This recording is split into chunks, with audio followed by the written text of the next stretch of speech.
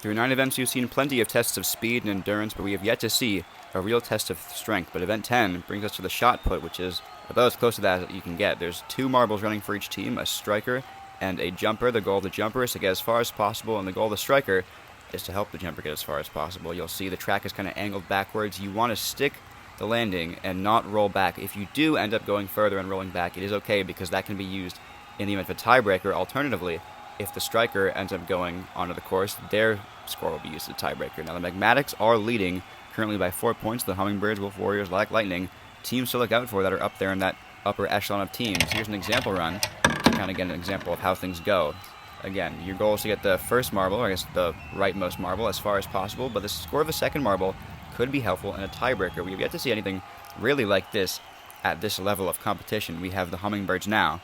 It's Anna and Woodstar showing us our first example of an actual team doing it rather than the example marbles. A little bit of a rollback there. We didn't see the striker enter the course, and we have yet to see really if they want to or not. I guess it could be advantageous for the transfer of energy for him to stay on, but we've yet to see a 10-point finishing there. It's Pantheon Puma, the striker and the jumper of the Polar Panthers. Can they best that score? There's lots of room for improvement, and they will improve upon it greatly there. It looks like almost at least double their score, 22 points. Of course, there are 14 teams left to go, but I would have to imagine that's going to end up at least top 5. That was a very good run. It's Geology and Physics now for the scientists. They're up there as well. What can they do here? Employing a unique strategy. The striker kind of going right behind the jumper to keep them forward. Unfortunately, they couldn't get further down the course, and it'll be 3rd out of 3. Oak and Spruce now. That strategy could be interesting, but you'd have to get the jumper a lot further for it to matter. We see a little something similar. The first real run where a transfer of energy kind of happened besides the Polar Panthers, and out of the 2 runs, they're a second of the 2, but out of the 4 so far, that strategy seems to be the best one so far because they are the top 2. Now, Lilac and Periwinkle for the Black Lightning, who fell to the top 3 for the first time. Oh, and that's not going to help them here. The striker ends up going further than the jumper. The jumper's time will still be counted. The striker going further does not help really at all besides in the event of a tiebreaker. Here we see the Plasma Stripes, Plaz and Plazzy, the home fans here. They've had a not very great season. Actually, that's a great performance there. Can they finally give the home fans something to cheer about? They can with 21 points. It's enough for second up there with the Polar Panthers and now the Victor Trees in medal contention. The Plasma Stripes are one of 2 teams so far in the games to not have a medal, the other being the Laser Lights. Let's see, Commander and Sniper for the Camos right here. Another good run, similar to what we saw with the Plasma Stripes. Where will they shake out? It'll actually be the same, but they will be second place because that striker did enter the course, playing a little bit riskier, but getting a reward that pays off in the form of a silver medal there. Proton and Electron now, they have a good entry. They've tried to emulate what the other marbles that have been successful have been doing, but it's only enough for 5th place, and 5th place is ultimately, I doubt, going to hold up because you can see the gap from the top 4 to that bottom 4 is so vast. I would imagine a lot of marbles are going to be filling in those spots. Here are the Ferocious Flames. What can they do? And just by the eye test, it looks like they will be filling in those middle spots. Not getting as far as the Victor Trees, but getting decently far with a score of 16. The striker almost fell off the back, but there is no penalty for that. The Electrolytes up now. What can they do? Oh, another marble that is supposed to be striking ends up doing better than the assigned jumper. That's 6th out of, 9, I believe, with 11 points.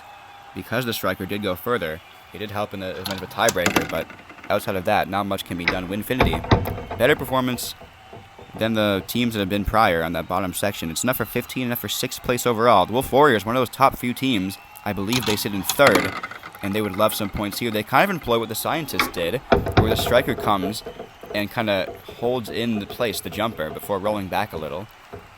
But again, they have to get further down the course for it to really matter. It's only 7th place.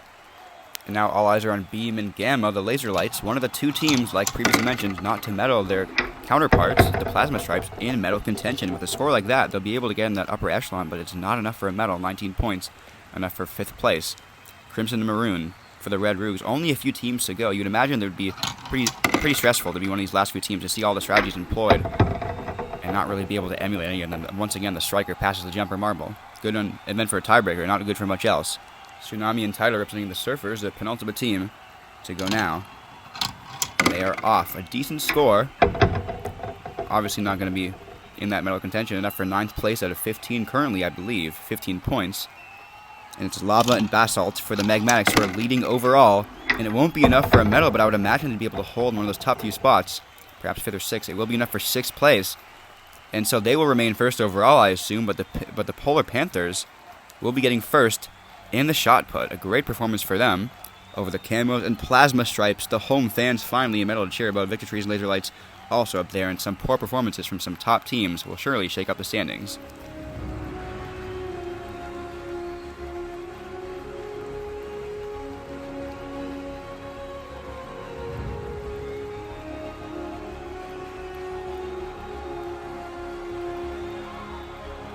A medal is a monumental occasion only amplified by your home fans cheering you on. The Plasma Stripes finally get one, and that puts them just above the cutoff line for who can still win the tournament. Those bottom 3 can no longer win. If we look up to the top, the Magmatics lead stretches to 9 points over the Wolf Warriors. The Hummingbirds remain in the top 3. Camo also to 4th place, and Lilac Lightning have fallen all the way down to 5th. What went wrong? We've got 2 events for them to try and regroup, and 2 left in the tournament altogether.